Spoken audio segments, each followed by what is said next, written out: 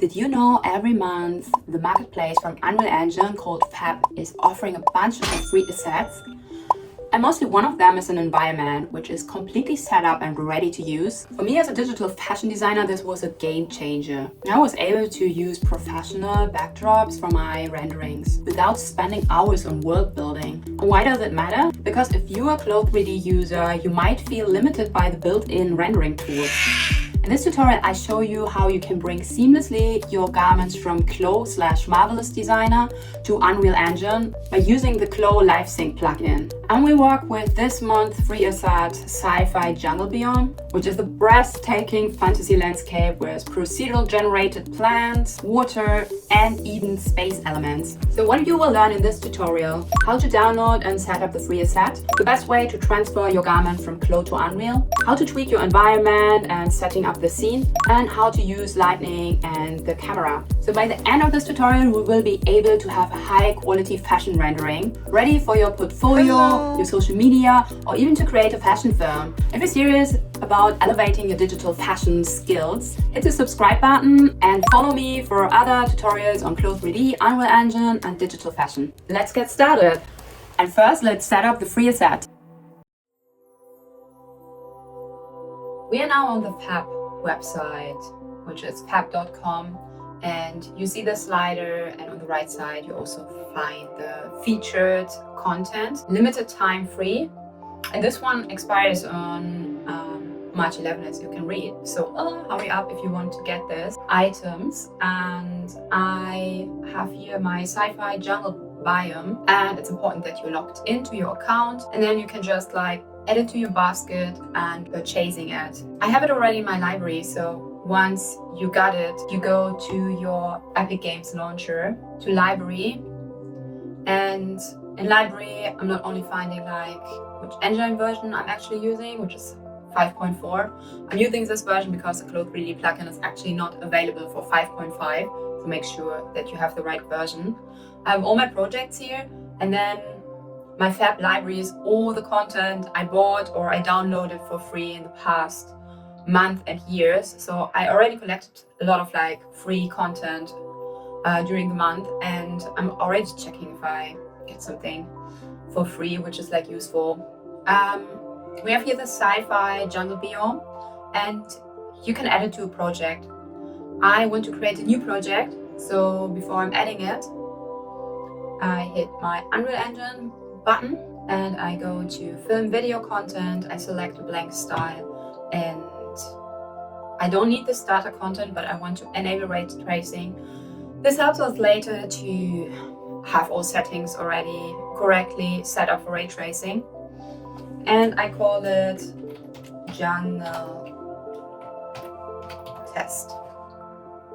I can go now back to the launcher and add now this to my project.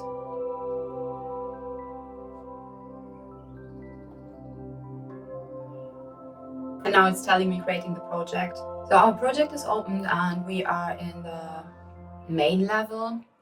And you see that the Sci-Fi Jungle is in a folder here of our project. I make a double click on it and then going to Maps. And here I have the example level. So with a double click I can open it.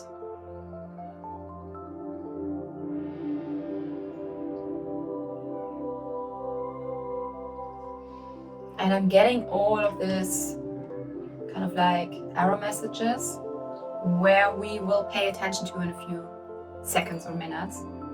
I first want to show you this beautiful project. It's insane that it's actually for free because it's so pretty, and you can actually use this scene as it is. You don't need to do any adjustments to it, and we just need to wait until it's loaded.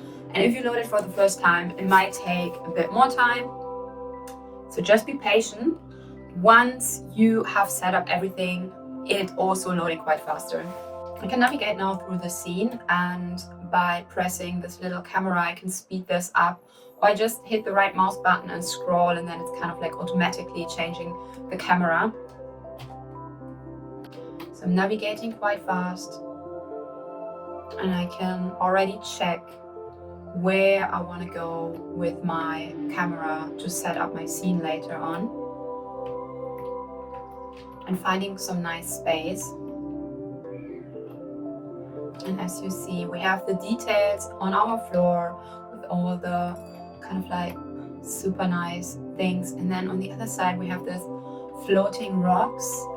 And there's also, can I see it? The sky, and the sky has even this space planet.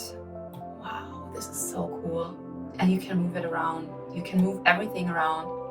Before we continue, I need to enable some plugins, especially when we're working with CLO LiveSync plugin, but also if we want to render later, we need to enable PCG because this project is using PCG. So to enable all plugins, I go to Settings, Plugins, and the first one I type in is CLO. And we don't need to restart immediately. We just enable all plugins in one. I have Substance. I'm checking if the movie render queue is enabled. It's important that we have this one also set up. And now we type in PCG. And PCG just means that it's procedural content generation. And it's kind of a new setup where you can super fast set up environments with a few clicks, and all these little like spines and knots you see in the scene are actually your landscape, which can switch and move around. I'm not showing how this is working in this tutorial, but just that you know why we enable this plugin. I'm actually enabling this one, and just click yes. It's all experimental, so I think you don't even need all of them. Yes. Let's try with these bows. And again, before we restart, I also change some settings in our project.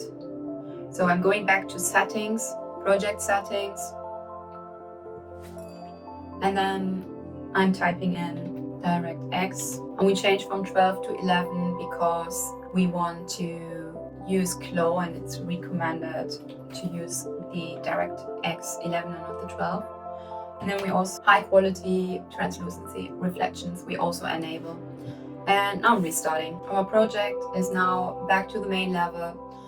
We need to go to the example level jungle, so I'm just like again following the path and like double click, and still we have this little like warning here. So I just hit the rebuild button and hope that it's fixing it, and it seemed that it was working. Now I want to set up my scene, and I'm using a metahuman, and I also created a garment and clothes. So I first adding a metahuman to my scene. Therefore I need to go to the little button here, and then I have the Quixel bridge. We stay here and we don't need to go to Fab. So mainly I'm using Quixel only for the metahuman and nothing else. Again, make sure that you're logged in, because otherwise your customized metahuman not showing up. So first I'm just loading my classic metahuman. I select high quality, and then I'm adding it to my project. And if you hear loud sound in my background, it's probably my PC which is breathing. I should undust it a bit, but I forgot, sorry.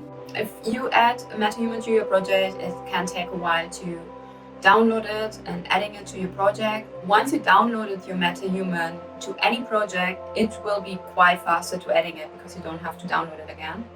So I'm going now here in my content browser to my metahuman folder.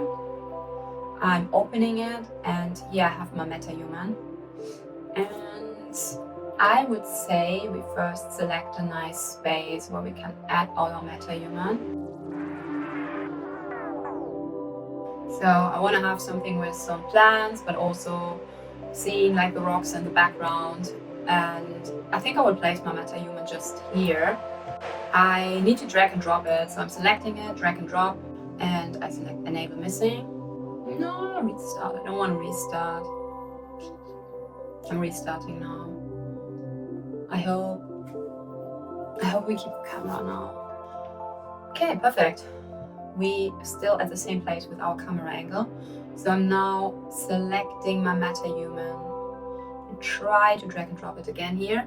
If your engine is not running fast and you just want to place and set up the scene, It sometimes makes sense if you change the scalability from cinematic to high.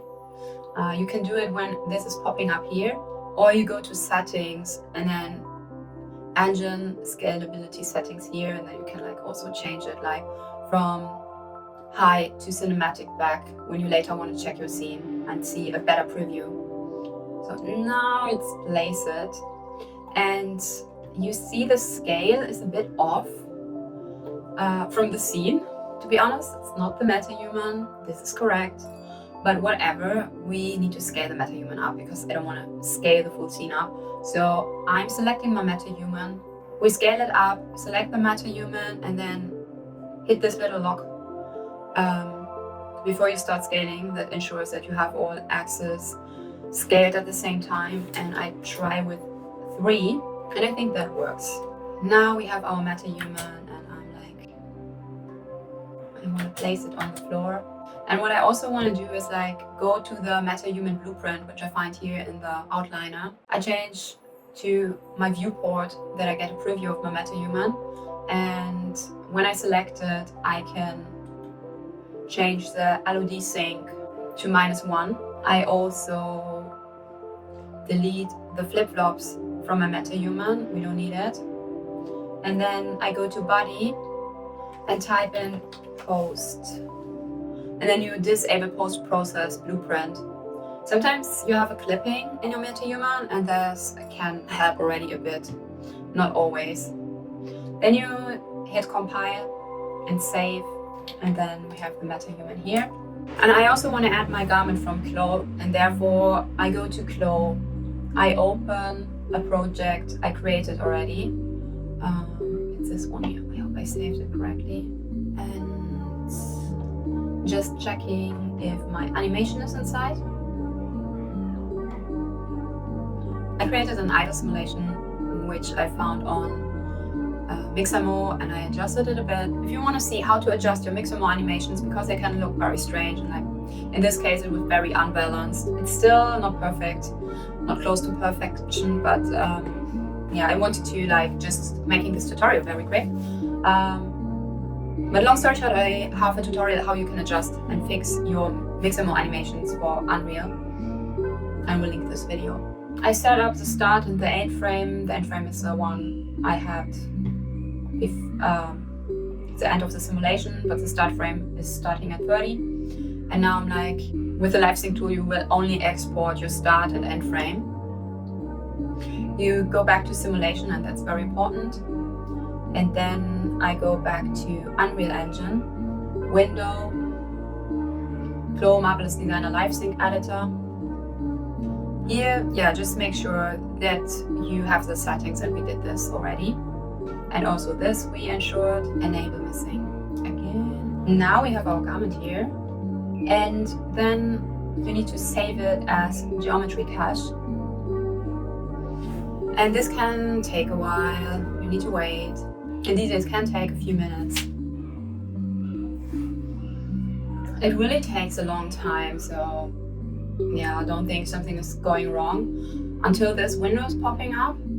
With the right mouse click, I create a new folder and I call it CLO. Double click, and this name I changed to Look 1.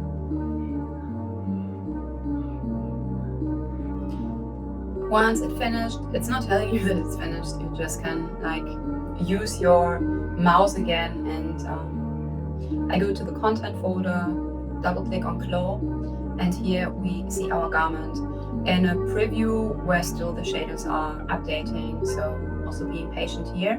I want to add this look to the environment, and we scaled up the avatar, so we also need to scale up our dress. So I'm scaling it, and then I want to have it exactly same position as my avatar. Therefore, I select my avatar first. I can make here right mouse click button, and then you also see the shortcuts, which is like shift right mouse click, and then you copy the full row. I select my my garment, and then again like right mouse click and you press paste, or shift left mouse click, and then we have exactly the same position. And we do the same for the rotation. And it's not fitting because we have an animation on our garment. So how do we add the animation? We need now to create a level sequence to not only render later our scene, but also to add the animations to it. Therefore, I'm going here to add level sequence, and I just keep it in the main folder because we're not creating so many sequences actually. If you want to create more, you can also make a right mouse click, adding a new folder and like setting it there. But I just call it idle 1 and adding it to my content folder. And now we're getting a sequencer next to our content browser, so you can switch between both. And we got a timeline and also here our content we need to add to the scene. What we need to do now is I'm changing the frames per second to like 24, and then I want to add my metahuman to the scene.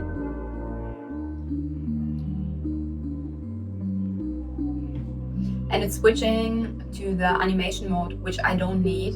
So because I have an animation from mixer mode, I even don't need the control rig. If you're not deleting the control rig, you can also not add any animation to your metahuman. It will just not work. So I'm deleting first the control rig. I click on body, animation, and I imported an animation which I will use for this scene, which is idle 1. And you see it's like a slight movement. And then I'm taking my garment.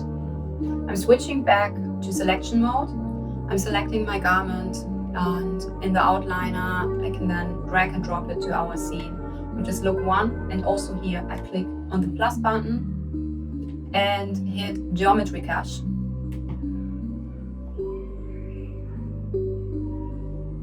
What we need also is a camera, and there are several ways to add a camera to your scene.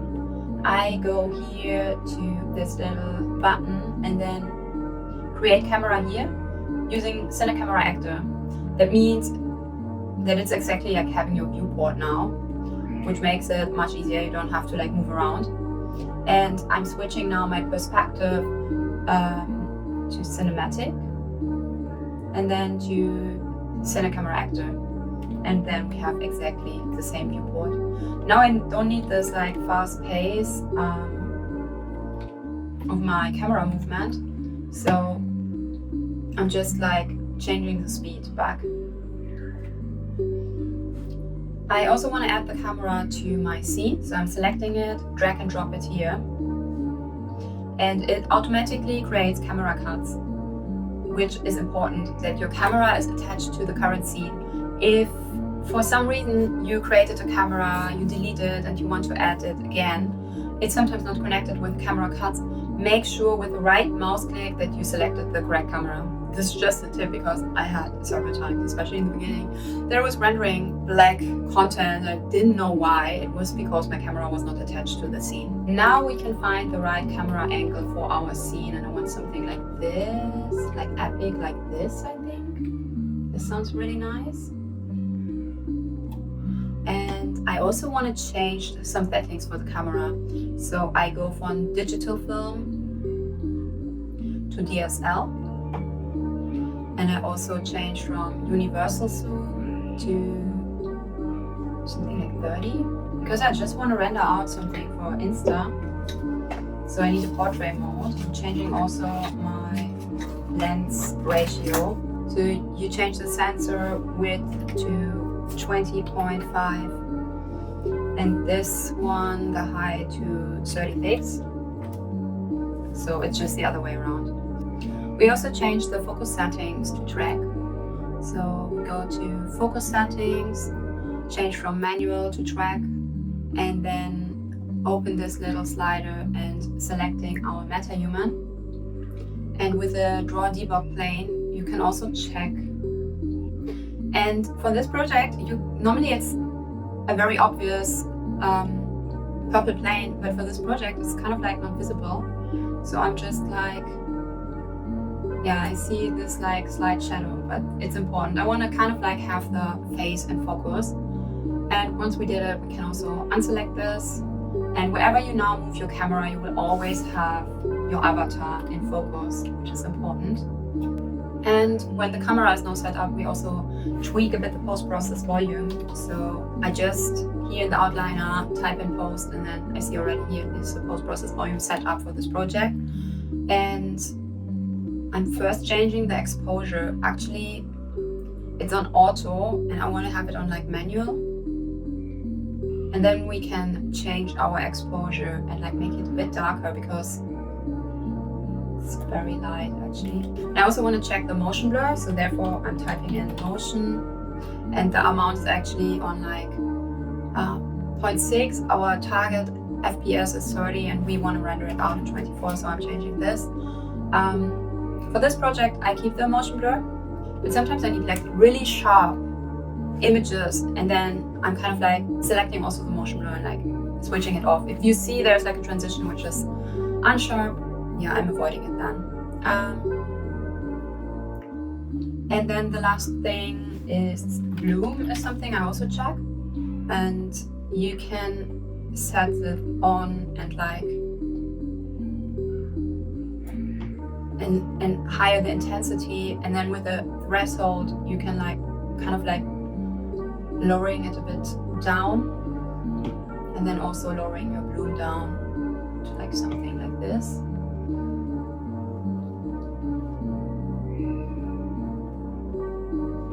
If you have the message with the texture swimming pool is over something, you can hit here below the command console, which is this one, point streaming pool size, and then like 800,000.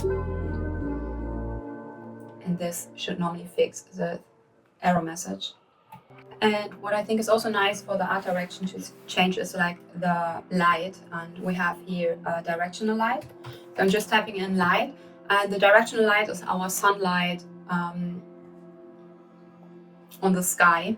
And by changing the y-axis, we change the daytime of our scene, and by changing the z-axis, we are kind of like having a different direction coming in from the sun. Oh, sorry, for the post-process volume, we also changed some other stuff. Global illumination. We set to lumen. We hit here 2 and here 4.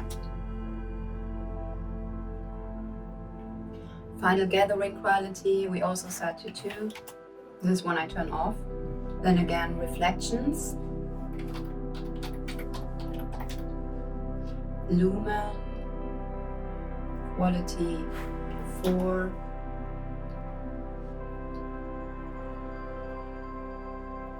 Headlighting for reflections. This one we changed to 3 and 2. We go to directional light. This is correct. And as said, we can set our light that it's looking nice, probably hitting from one side. But mainly this would be our scene. And what I also doing in the final rendering is I'm adding a bit of like an animation to the camera. So I'm kind of like going to the beginning of my scene and selecting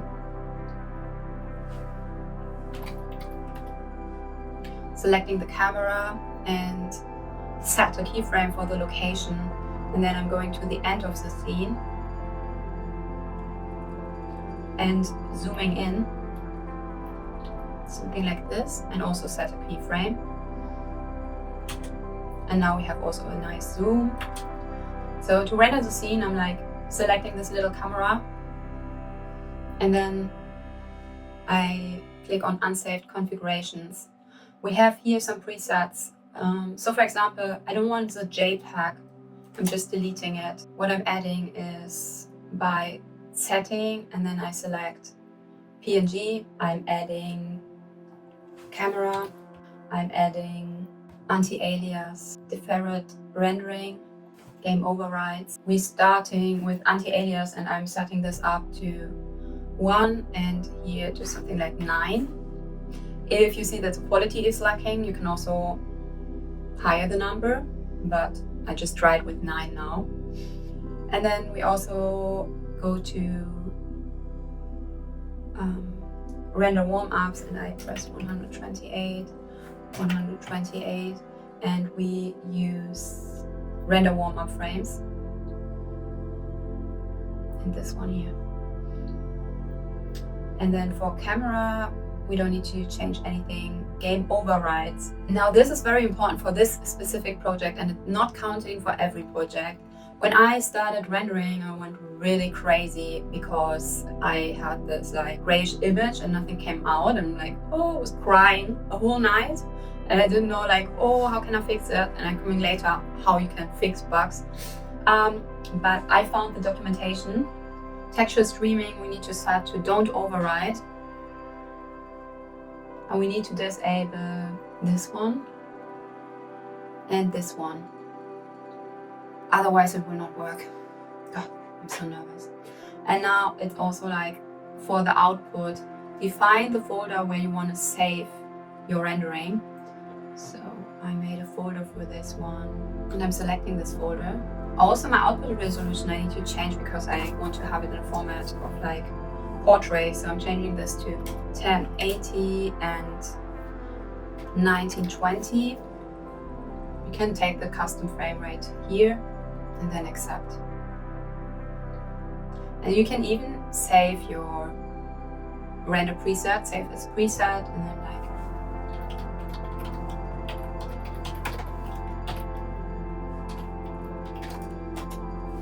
and then I can just use it if I render out other scenes.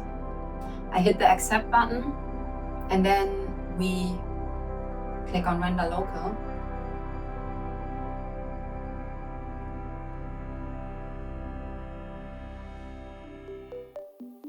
One last thing I want to mention is if you ever have trouble with your environment and you're not sure if everything is set up as you normally used to, there is always a documentation on the website. Just hit the link and then you can scroll through and probably find the issue you have. So for me, it was the PCG content as well as like the movie render queue settings to create like nice renderings. And this document was just 40 pages long, so this is the worst. So now you have seen how easy it is to integrate your own garments from CLO3D, Marvelous Designer to Unreal Engine and creating your own stunning renderings. And remember, once you downloaded the assets to your library, you can make usage of them lifelong, so they're not disappearing after 1 month. And for me, for example, I collected a lot of environments during the past. If this tutorial helped you, make sure to hit the subscribe button, follow me for more videos on CLO3D, Unreal Engine and my digital workflow. And if you have any questions, just add them in the comments. Les oiseaux dans la charmille, dans les cieux l'astre du jour.